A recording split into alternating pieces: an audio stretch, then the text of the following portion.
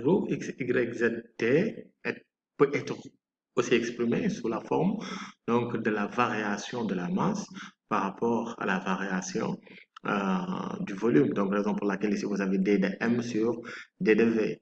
Donc là, vous avez tout simplement une sommation générale, c'est-à-dire tout simplement la somme des masses élémentaires sur le volume total. Donc, c'est le plus souvent en classe de quatrième en physique ou bien en classe de terminale, on vous dit ρ est égal à m sur v. Ce grand M-là, ce n'est rien d'autre que la somme des masses élémentaires sur le volume total. Mais quand vous voulez travailler avec des systèmes où voilà, vous avez tout simplement donc une distribution, là on parle donc de la variation de M par rapport à la variation du volume. Donc là, si on continue un peu, là, si vous regardez, vous pouvez exprimer tout simplement maintenant le champ de vitesse ici sous la forme, donc la sommation des MIVI sur la sommation des M. Donc ce champ de vitesse V, on peut l'exprimer tout simplement sous la forme la somme des VI, c'est-à-dire tout simplement la somme des vitesses élémentaires.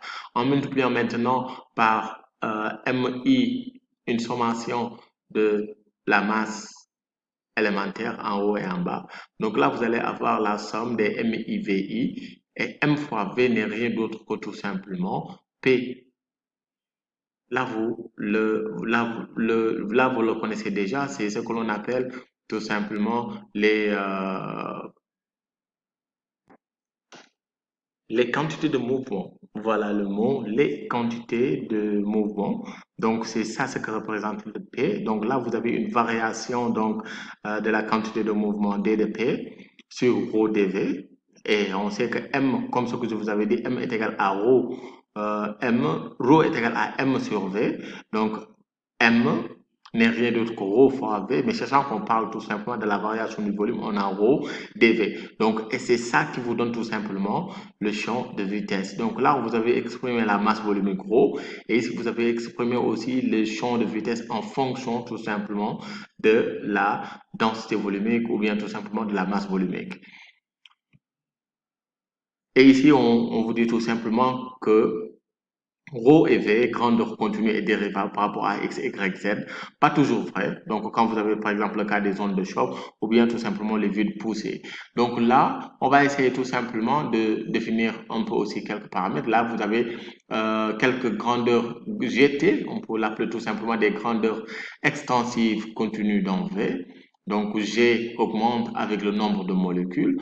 Donc, ici, on définit tout simplement G de X, Y, Z, T. Ce n'est rien d'autre que la variation de G par rapport à la variation du volume, ce que l'on appelle les grandeurs volumiques. Et ici, pour trouver le G, il faut tout simplement, après avoir fait tout simplement donc voilà, donc cross multiplication, ce que l'on appelle donc une multiplication croisée, c'est-à-dire que G fois dV est égal à dG. Maintenant, si vous voulez connaître tout simplement la valeur de G, il faut intégrer, sachant que vous avez un volume, raison pour laquelle ici vous avez tout simplement donc des intégrales triples, et vous allez avoir G dV. Donc c'est comme ça que vous allez calculer tout simplement cette grandeur G. Et c'est exactement la même chose maintenant pour tous les autres paramètres liés à la variation du volume. Si vous voulez savoir ces paramètres, et que vous avez une variation du volume, il faut tout simplement faire donc une intégration triple et c'est ça qui va vous donner tout simplement la grandeur que vous voulez chercher.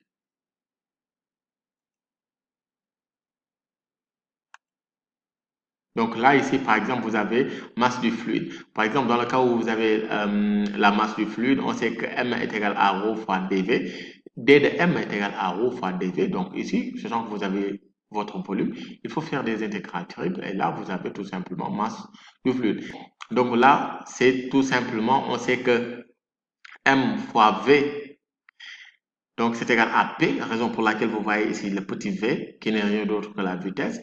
Maintenant, sachant que c'est par rapport au volume, donc là, vous avez donc des intégrales triples. Donc là, vous avez donc la quantité de mouvement. Ici, vous avez par exemple tout simplement l'énergie cinétique. Ici, vous avez tout simplement P fois V.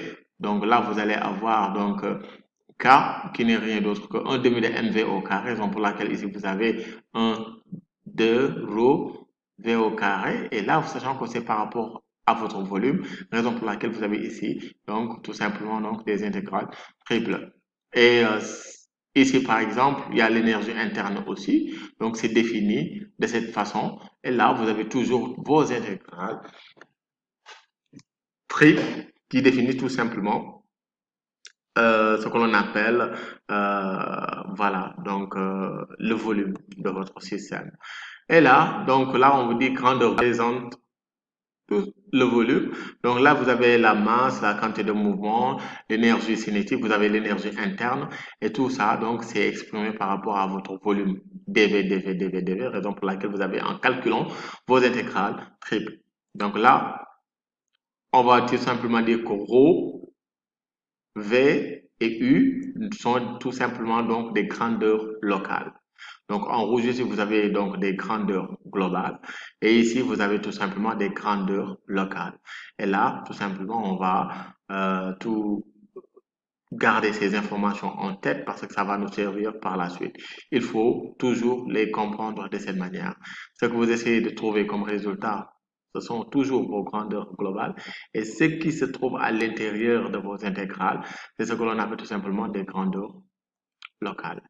Donc là, V peut être fixe ou mobile par rapport à nous. Donc ça dépend tout simplement de nous. Donc là, maintenant, la masse volumique. On sait que ρ est en ρ, dx, y, z est en kilogrammes par mètre cube. Là, vous avez tout simplement de l'eau, vous avez sa masse volumique, mercure, l'air, vous avez ses masses volumiques. Donc si nous allons beaucoup plus loin, donc a priori non uniforme dans l'espace. On le sait, donc la masse volumique aussi varie avec la température, même pour un liquide dilatable. Donc, vous avez aussi la masse volume varie avec la pression, donc ce que l'on appelle tout simplement la compressibilité. Maintenant aussi, il y a tout simplement ce que l'on appelle une approximation bien utile, ce que l'on appelle tout simplement le fluide incompressible. Donc, quand vous avez, c'est à votre niveau, on préfère traiter les fluides incompressibles. Et dans ce cas-ci, donc, on va tout simplement considérer que ρ est égal à ρ0 constant par rapport au temps et à x, y, z. Condition de validité, donc plus tard. Donc, voilà.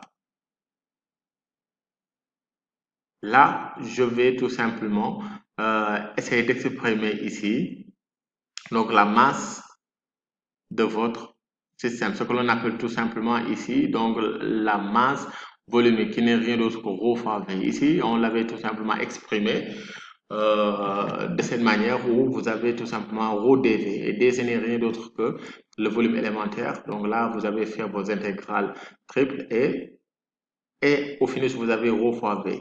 Donc là, c'est tout simplement la masse du fluide dans le volume. Et ce que vous savez, déjà, on vous a dit que la masse volumique rho est égale à m sur V qui l'exprime. Donc là, on va tout simplement maintenant essayer de parler de force exercée sur un fluide. Une chose extrêmement importante où là maintenant on va essayer de poser les bases pour vous montrer l'équation de l'hydrostatique globale et plus tard locale. Donc là, force surfacique ou de contact exercée sur chaque élément donc de surface DS. Donc là, vous avez donc votre élément de surface DS. On va essayer donc d'étudier les forces de contact. Donc là, vous avez tout simplement la pression. Vous pouvez aussi avoir tout simplement ce que l'on appelle des frottements visqueux, seulement si le fluide est en mouvement. Il y a les forces volumiques exercées sur chaque élément du volume, dV. Donc là, tout simplement, il y a le poids. Donc, il y a ce que l'on appelle la force d'inertie. Il y a aussi ce que l'on appelle les forces électriques magnétiques. Donc là, par exemple, par rapport à une surface, vous avez la pression, vous avez les frottements visqueux. Mais quand vous avez, par exemple, un élément de volume, il y a le poids, il y a la force d'inertie, il y a aussi tout simplement les forces électriques ou magnétiques si ça existe. Donc là, maintenant, on va essayer de poser un peu les bases pour essayer de démontrer ce que l'on appelle l'équation de l'hydrostatique. Donc là, si vous voyez, on va tout simplement définir déjà, vous avez un récipient, donc avec tout simplement une section ou bien une surface S donnée. Donc là, vous avez votre liquide que nous avons délimité et cet liquide est en équilibre mécanique et la hauteur est tout simplement h. Donc ici, vous avez le poids de votre liquide qui n'est rien d'autre que P qui est égal à M fois G. Vous avez aussi tout simplement ce que l'on appelle la force donc, de pression ou bien ce que nous avons exprimé ici, Fp, donc dirigé tout simplement vers le haut et qui compense le poids. Donc là, en équilibre, en utilisant la première loi de Newton, donc Fp plus mg est égal à 0, c'est évident. Donc Fp est dirigé vers le haut, donc on sait que donc Fp est égal à moins mg en termes de voilà, en termes de vecteur, mais en appliquant les valeurs absolues ici, on a donc Fp est égal à mg, et on sait que m est égal à ρ fois v, raison pour laquelle on l'a représenté ici, et on sait que v ce n'est rien d'autre que tout simplement la surface S multipliée par h. Raison pour laquelle vous avez ici HS fois G. C'est la même chose. Donc là, donc, FP est proportionnel à S. Donc là, on le sait. Donc la force de pression est proportionnelle à la surface S. C'est important. Donc là, sur la base de ça, on peut exprimer maintenant donc les deux forces. Donc par exemple, ici, si on considère que ça, c'est notre surface S1 et ça, c'est notre surface S2, on a FP et en fait la résultante de deux forces, FP1 et FP2.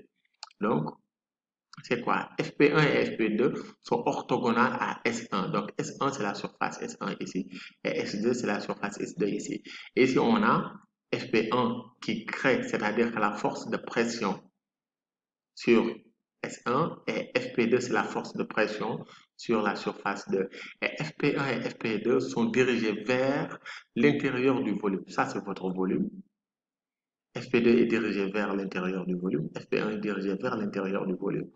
Et là, donc, en appliquant tout simplement maintenant les vecteurs directeurs, donc là, vous avez N1 et là, vous avez N2.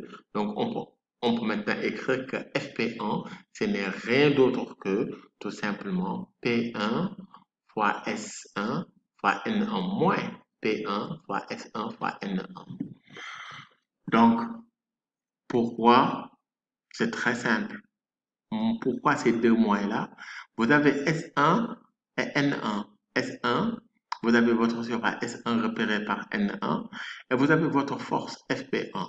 Si vous regardez, donc FP1 est opposé à N1. Donc si on devait faire le produit scalaire, donc F vecteur scalaire N vecteur, donc c'est F fois N multiplié par cosinus.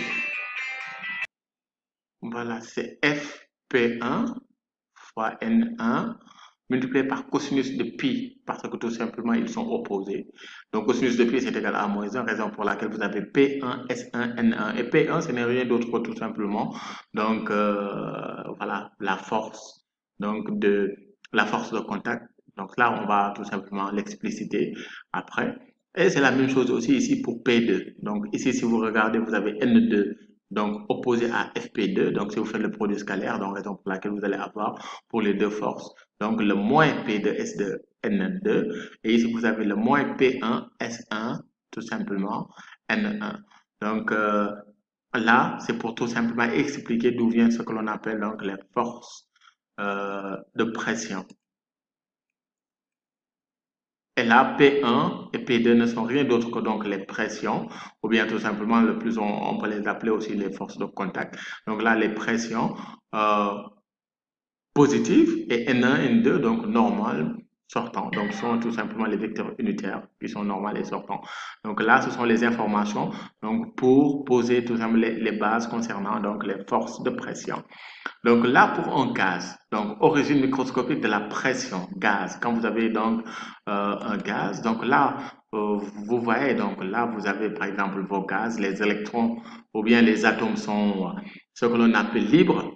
Donc là, vous avez des interactions un peu partout.